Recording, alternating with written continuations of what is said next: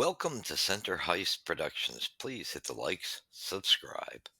Muchly appreciate that. And tell your friends and family about it. I thank my followers and those who are subscribers to the channel as we build a strong community here as that's been on air for over 2 years.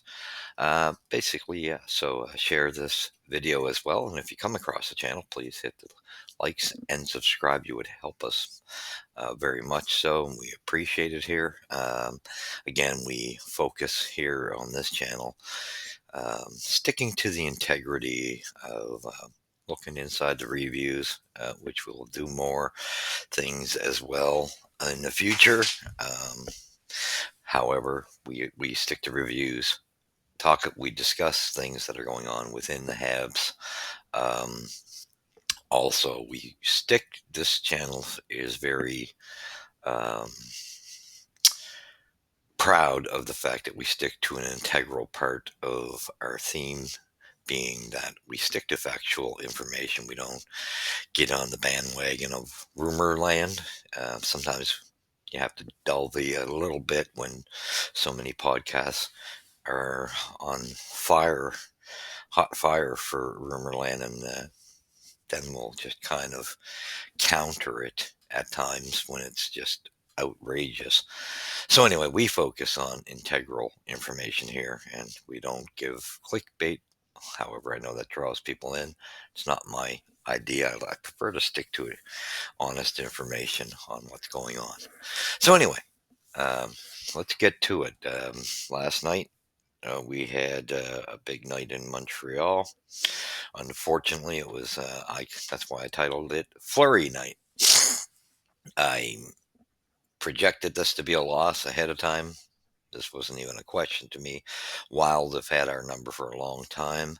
It's bad enough the team has our number, but even Marc-Andre Fleury has had pretty much, other than playoffs, has had our number season-wise quite well. He always performs quite well against Montreal. So it was Fleury night in Montreal by far. I'm glad to see him get the ovation and things like that.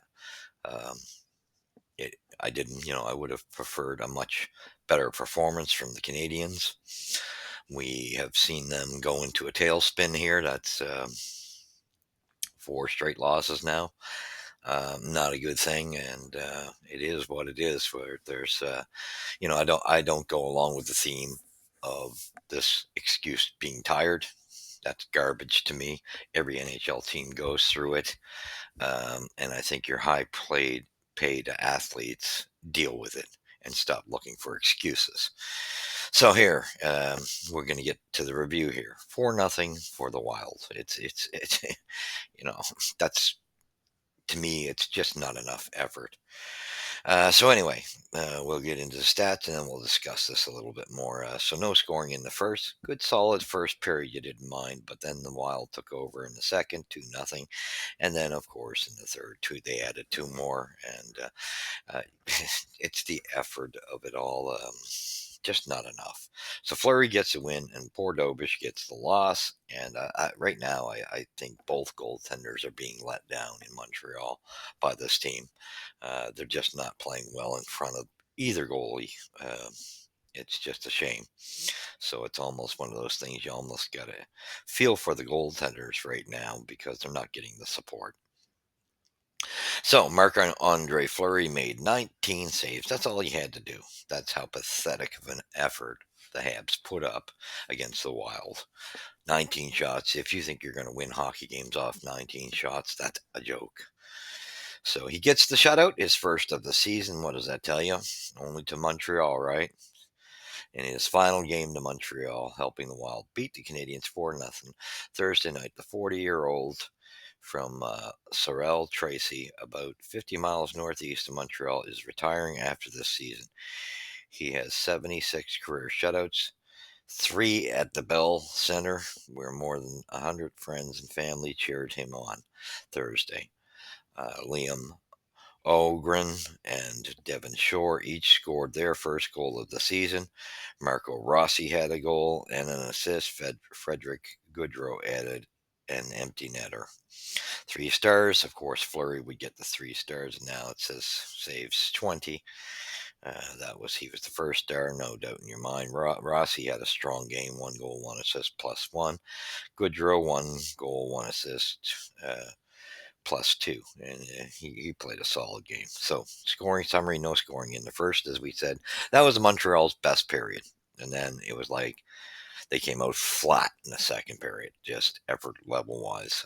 So 341. Ogren scores, assisted by Goodrow. 547. Rossi scores, assisted by Foligno and Hartman. So that's 2-0 going into the third. 556. Devon Shore scores one, assisted by Rossi. And ice in the cake, 1833. Goodrow, um, assisted by Yakov, Trenin, and Jared Spurgeon, empty netter. Final shots were 27. And I mean, it wasn't even a pile of shots on Montreal. However, the giveaways and the lost assignments in their own zone just continues. This has gone on since the Toronto game. It really has. They've gone into a tailspin since the night of the Toronto game. 27-20 was the final shots for Minnesota. Hits 21-18 for Minnesota. Faceoffs 23-14 for Montreal. Both teams were 0 for 1 on the power play. Penalty minutes 2 minutes apiece.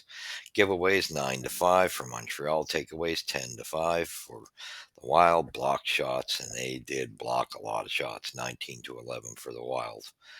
Um, I'm not even going to get into the penalties. The penalties weren't the issue here. Kirby Doc gets the first penalty of the game, and then Erickson Eck gets one in the third period.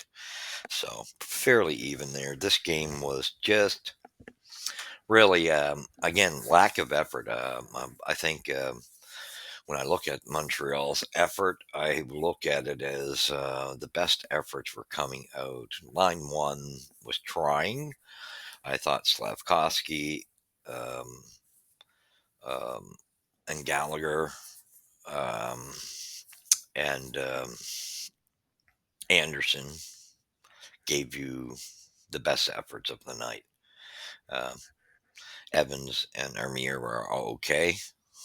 Wasn't their best game, but it wasn't their worst game. They were okay. That fourth line is taking a beating. It's really been effective with Emil Heineman not there. And Harvey Pinard, I don't know what he's doing back up in Montreal, because this guy's not an NHLer. I've said it all along. I would have rather had Pizzetta in the lineup. I don't know. They were trying to spark something. And again, I don't know how well that's going to bear. We're getting into, close to the final weeks before the trade deadline, whether Hughes and Gordon are going to pull something. I think, they're probably trying. Again, they got to stay on track and not make a mistake. You don't want to go off course in your rebuild just to make a move. I do think, however, this spells, I do think we should make moves. If I personally have always thought this team will not be a playoff team, and I don't think they'll even be a playoff team next year. I think there's a couple of years here. It's normal for a rebuild. However, there's a couple games back where Nick Suzuki talked about fatigue, and you know what? I don't like those responses from hockey players, especially leaders of the team. I don't buy it. You didn't get that from the old brand hockey players. They didn't use excuses, and they made a lot less money. So they had to love the game. However, they also knew they were very blessed to be making a living doing what they love. So I don't know what's with the new athlete. It really triggers me. This fatigue. Get it out of the, like, it was good to see Chrissy Nyland on Marinero show, and he backed 100% of what I've been saying the last while. Those excuses are garbage, and we got to get that out. That's got to be, and for Nick Suzuki to have pushed that a couple games back in an interview, that just didn't sit right with me, and that's what I'm talking about, leadership. Same thing. I kind of agreed with Chrissy. This staying out to shake Fleury's hand. It's either or. I know he said Mike Matheson was the one who mentioned it, and so they did, whatever. Great to see Fleury honored, like Fleury. However, I think Montreal's, we gotta, I get concerned that we're trying to be Mr. Nice Guys a little too much. Like, when we've seen things, I think this is the other thing, and I think this is something the coaching staff needs to wake up to, because they have silenced.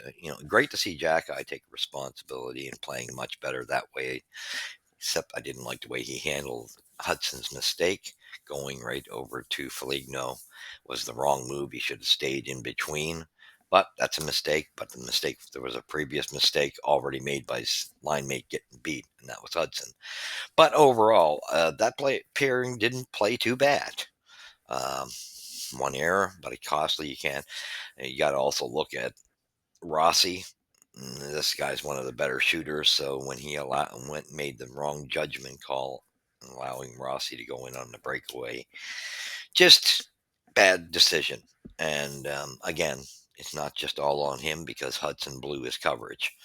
And that's one thing I don't see Habs fans calling out, and it really bothers me. Put out the blame, if you want to so call it that, fairly across the board. Patrick Laine, I don't like to come down on the players, but I don't like what I'm seeing in this game on 5-on-5.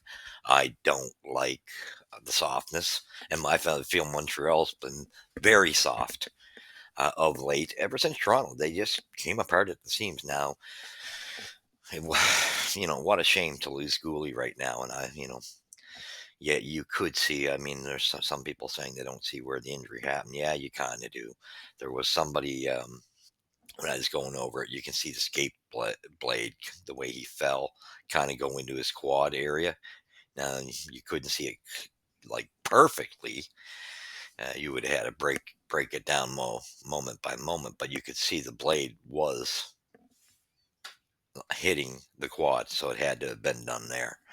Um, what a loss, because that is our top guy as regards of covering the top players of the opposition. So his grit is missed. How they're going to replace that now? Struble did okay. I just think Montreal's defensive zone play, and this is not just on the defense, it's on the forwards assisting. There's guys standing around far too often, losing their coverage. And unfortunately, I hate to say it, I don't buy people coming down on Mike Matheson. I mean, my God. Yes, okay, he's making mistakes. Did last night as well, costing us goals. Yes, I get it. But he's not the only guy. And what he brings you on the positive side, he's probably the best skating player on the whole team. So the way he can move, and that's people got to take that into consideration. And it's not, you can be disappointed with players, but I'll tell you, there's a lot of players right now I'm disappointed with. Looking at, like I say, Lonnie's play has not been great. Team, 5-on-5 wise, I like Doc's effort. He's been trying. You're getting consistent effort out of him. I don't like that he takes penalties, but it was only one. And that being said, a new hook does not fit on that. It sucks that you got no choice but to have him there for the time. Although, let's pray to God Heineman gets back soon, because that fourth line was our best line, and we are missing it. Excuse me, drastically. There's just been no piece to add with Evans and Armia that's working. Taking Heineman away, his solid effort every game, just effort, dangerous shot, but always hitting, winning on the boards, fight on the boards. That makes a difference. And they haven't had a player, and I don't think they should bother with Laval. Honestly, I think just either you make a trade.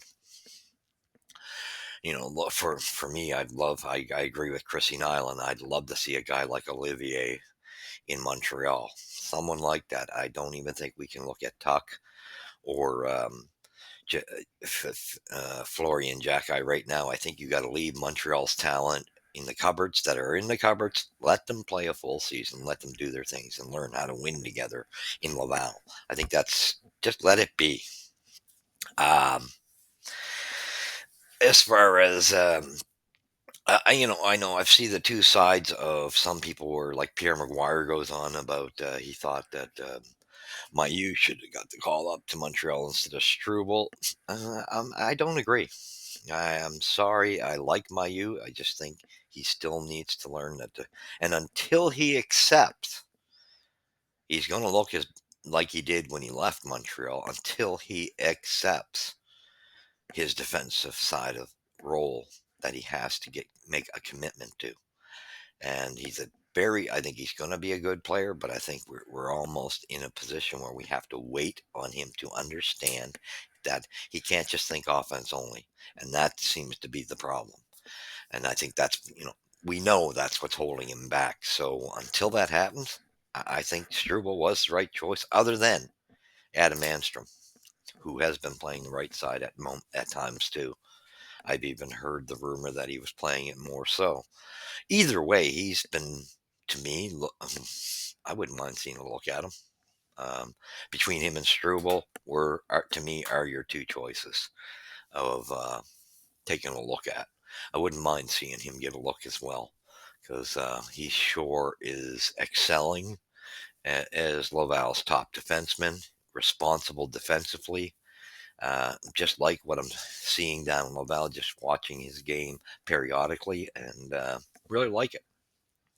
So I honestly think I don't have a problem with Struble getting called up, but again, I don't think there should be a debate. I think Mayu has not bought into his defensive side of his game yet. He will if he wants to, whatever. But Adam Enstrom, I think, I wouldn't mind seeing him get an opportunity, is what I'm saying. But then again, same theory there of why not to call him up, which I understand is leave him down in Laval and let them gain success together for them to go into a nice playoff battle and be top in their division and then have a good fair chance of playoffs. It'd be a good learning experience for all of them. So I get why Struble's here. Um, how it's going to go. Montreal's got issues. So either they're going to I mean, it's easy for everybody to say Dvorak will be out, and he probably will be. But man, do you look at the good he does compared to some of our center issues? If you're going to make a move to move, which Dvorak seems to be the consistent consensus will be moved. If you're going to do that, you better be bringing in a center that's got good numbers in the circle. You better be, because we need one.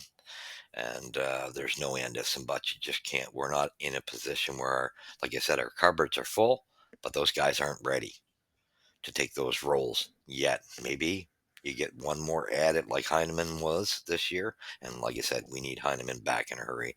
I'm hoping this break, because I'm a little concerned how well we're going to do before the Four Nations break. I wouldn't count on a whole lot of success here, guys.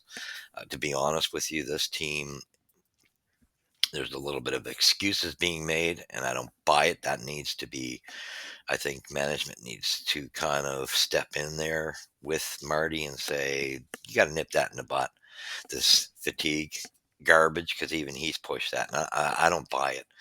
He should know better. He was a pro. You just can't use fatigue. Every team goes through it.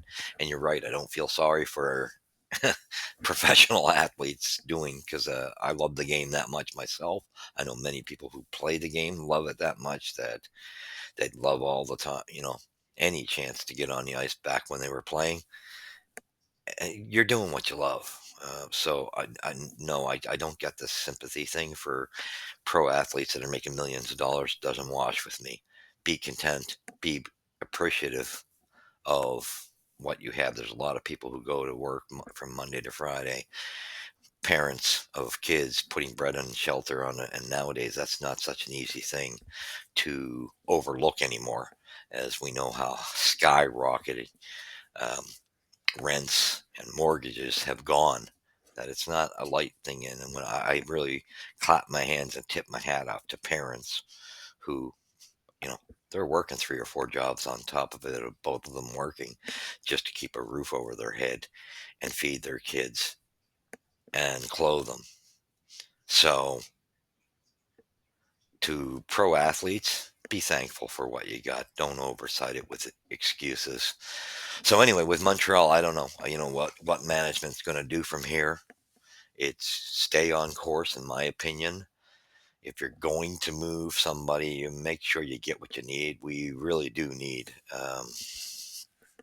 like a second, either a second line center or a big tough winger like Olivier. I think those would be the direction to go. Um, yeah, it would be nice to have a right defenseman too, but then you're talking, and we got enough draft picks that I don't think we need to be. We got a stockpile of them. So use those, and maybe you can address things. It wouldn't be bad to have a veteran defenseman that you could look for as well on the right side, the to help. Because when you're only looking at Savard being really the only right-sided defenseman and Carrier, you would want to add a veteran to that because our youngsters aren't ready on the right side. Between Reinbacker's it's probably going to take Reinbacker an entire season next year in Laval before he's ready, and that's my opinion.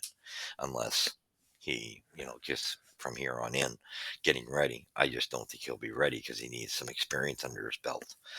My youth just got to buy into that defensive and work on that defensive side of his game. We're not there yet, and so in the meantime, get somebody. First, I think the toughness. I think we're this team is drastically soft. So I think when you got to bring in size and you got to bring in heart, grit. Yes, it would be nice to have a second line center. Would be good at that level when you're going to have to replace Dvorak, because you want another center that's capable. Because right now we're with Doc, and I love Doc, but we hasn't him or Newhook don't look like centers, and I'd say that at least Doc can drive a line. I don't think Newhook can. Newhook's the third liner and I think he'd probably help the third line if we could get somebody in the proper role on that second line that's at the proper level. So that's something to think about. I think that's why I say an Olivier type of player would be nice to pick up, and a right-sided defenseman. At least two guys, in my opinion. And again, you still got to focus on if you do make a move with Dvorak, you're going to have to replace that center. That's a given because you don't want to be any worse than what you are at the moment. Um, and like I say, and Doc still deserves a full season next year to see what he can do with being a second line center. So do you share it? Bring somebody who's a second line center and share it, and you still buy Doc time. I don't know. However that works, you could rotate this person in when Dvorak's gone into between Dvorak's role and Doc's role. Assisting him. I think with I like the Mark Burrow coaching. I just don't know why Guy Carbonneau was overlooked. You go look at his day and how darn effective he was in a circle. That baffles my mind a bit. I think there's a little bit of history between Molson being a little proud on that area of things because I think Guy Carbonneau could help them in some areas. But Mark Barrow's still a good guy to work with, and hopefully that will help the centers. That doesn't seem to. It seems to be the softness that's killing us overall. We got to get some grit in this team, and clean up this. They're back to looking like uh, almost to where they were looking at the beginning of the season defensively, and that's concerning. They were not. The hybrid system wasn't working. Then they went to this man-to-man system. It worked for them for that hot streak they went through. Now they're back to that's not working. So what's the answer here? But I also do think effectively we're overlooking that it's not just the defensemen that are erroring here. It's the forwards in playing their defensive zone as well. And I think, like last night was a perfect example. You would have thought that we were playing a Jacques Lemaire team last night. That was perfect trap game that Minnesota played on us, and it shows you why it does work. And boy, it would be nice if we could learn that system because we can't find goals. So you need to be able to defend it properly, hold a lead if you ever get one. It just shows you how well that still, even in this day and age, that works. I don't care what anyone says. You clog up that center ice, the neutral zone, and play that trap zone. It works because Montreal just could not break through the wall. They were just getting stomped and losing pucks all over the place, getting stripped of the puck. Um, Again, I know Mike Matheson still, uh, him and Hudson making some errors, but don't forget it's not just Mike Matheson. Hudson's having a hard time too, and that's what I just said. I think our fan base needs to be fair. You got to point it out. And Lonnie, it's guys like this that big 6'5" player, and I like him. Great power play guy, but even that's useless right now. They got to learn to move their feet and learn to not just rely on him being the bomb when it doesn't work. You make things happen. I don't get this why they're so stuck. But with that being said, I'd like to see more effort out of guys like Lonnie. And right now, the team is just not playing well. They're not playing like a team.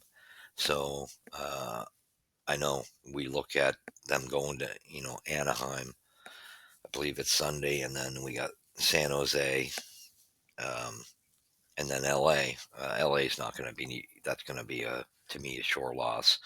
But these next two games, you can't. Even, those teams are actually playing well at the moment. They've excelled. They're starting to play, come out of their funks. They're actually at a high peak. So, is that a recipe that could have been easy wins for us? But there's no doubt Montreal's a better road team. But that seems to be something that seems to be in the new breed of hockey player as well. It seems like most teams are better on the road. They're a little. The new NHL athlete seems to struggle a little more when it comes to home ice. So I don't know what that is, but hopefully we can do something on the road. But they definitely need the Four Nations break. But let's hope there's something that doesn't take us off course. And I don't think picking up a guy like Olivier and a right-handed defenseman would hurt because we got enough. Like I said, if we utilize the draft picks in our stock that we have piled up, I think we can make a trade, get a couple guys brought in here that can help this team leadership wise and with some grit. Uh, I think that's where we need to head now. So thank you for watching. Till the next game, I hope there's something more positive. Like I said last night, that was the perfect night. Montreal does not seem to know um, when to step in and make that move. Like for instance, seeing a couple players take a whack. This is the type of game when your enforcer or your guys like Anderson, Jackeye, Doc, um, all guys that you got to why not try to drop the gloves and spark your team. There's one thing of being responsible, but you got to pick your spots. And like to me, I can see very clearly last night if you had a guy like Chrissy Nyland, the gloves would have been off to try to change the course of that game. And we don't seem to know when to pick those spots. And I don't like it because even the night before in Winnipeg, when Shifley kind of looked like he was having words with Evans again and was getting cocky, it was nice to see Gooley nail him. But I think that's when we should have had Jackeye send him a message. Because to me, I'm tired. Shifley's a good hockey player, but this thing he's got with smaller guys, I would have liked to have seen. And I still don't really feel that we ever got true accountability of what he did to Evans a couple years back in the playoffs. So for me, that would have been the perfect night to send a message to Shifley, but with Jackeye. We got to start learning how to pick our spots, ways to spark our team. It's got to change, and hopefully it does because last night was the perfect example. Again, Winnipeg and Minnesota, they needed a spark, something to show that there's life. Anyway, thank you for watching. Hit the like, subscribe, tell your friends and family, and share it. God bless. Catch you in the next episode.